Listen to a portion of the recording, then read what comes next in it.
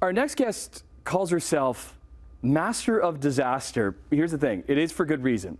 So for over 2.5 years, she was marooned on a tiny remote island in the South Pacific, thanks to 2 epic disasters. She also spent most of her life battling death, disease, disability, and learning how to overcome and transform her disaster.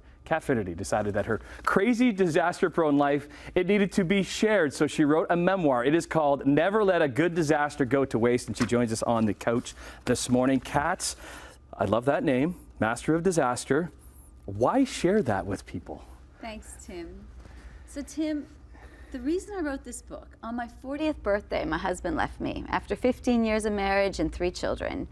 And I decided that night, from being absolutely devastated, that I could suffer for 12 hours, 12 days, 12 years, or a lifetime. And I chose 12 hours. And I decided everyone needs to know how to overcome suffering in 12 hours. And that's why I decided to write Never. Why 12 hours? What is it about 12 hours? So the length of time we suffer is a choice. So why do we choose to suffer longer than that? And we could suffer than less than 12 hours, of course. But I've got 12 principles that will help people overcome it. So the book is really just it's about my disaster-prone life. And if we don't get over our suffering, who's wearing our pain? It starts way before when you turned 40 and your husband left us. Take us through that. So, yeah, I've had a disaster-prone life. I had migraines from the age of 6. My mother died on my 12th birthday. I was suicidal, so I knew depression at a very young age of 16. When my son was just a few weeks old, I was diagnosed with MS in my early 20s and told I'd be in a wheelchair by the time I was 40. And I was like, no way, that's not going to be me. And so I really transformed all of those things by changing my mindset. Was there one moment? Was there one thing? Was there that light bulb moment that I can change it now?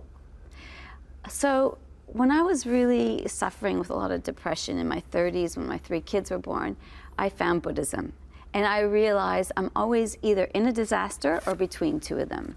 And there wasn't a particular moment. It was 12 years of studying Buddhism and yoga and realizing that I am the master of my disasters. I can choose how long I suffer. No one is responsible for my suffering. I'm responsible for my own suffering or my own happiness. You mentioned this book is fun. Like there's a lot of this is all heavy stuff. It is. Right? But you need to have fun with it. So how do you have fun in this book? I think it's whatever happens in life, I can choose to see it as an opportunity or an obstacle. And I love to find the fun things of life. It's easy to be heavy and it's hard to be light. So I really challenge myself always to see the lighter side of things. Who's the book for? Who do you want to pick this up and change their lives? Anyone that's suffering from divorce, disease, anyone that's even just has an irritating person in their life, they want to be happier. It changes people's perspective on their life and realizes that they can become the master of their disasters. You said 12 principles. I don't know if we can get to all 12, but what are some that really stand out for you?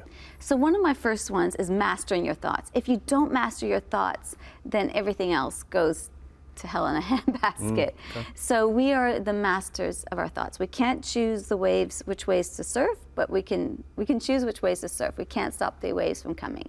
Same as our thoughts. We have 70,000 thoughts in our heads. We can choose the ones that will bring us happiness and contentment, or we can choose the ones that will cause us to suffer. Okay. We just have under a minute. Is there another one that stands out that you wanted to share? Also that we are to throw off the mantle of victimhood. We always have problems in our life. If you have a heartbeat, you've got a problem.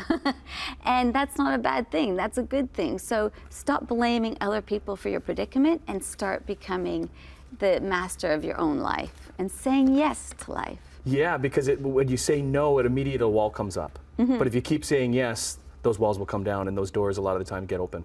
And do you know the secret to having it all, Tim? I don't. Knowing you already do. There you go. There's nothing else you need. That's a good message. You've got it.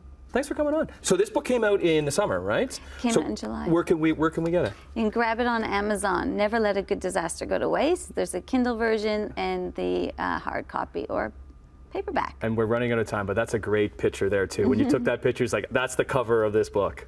That was in the middle of a Category 5 cyclone. Oh, that's a whole other story. Goodness. Bring it on, baby. All right. Thanks, Kat, for being here. Thanks, everybody, for watching. We'll see you on Friday's episode of Morning Live.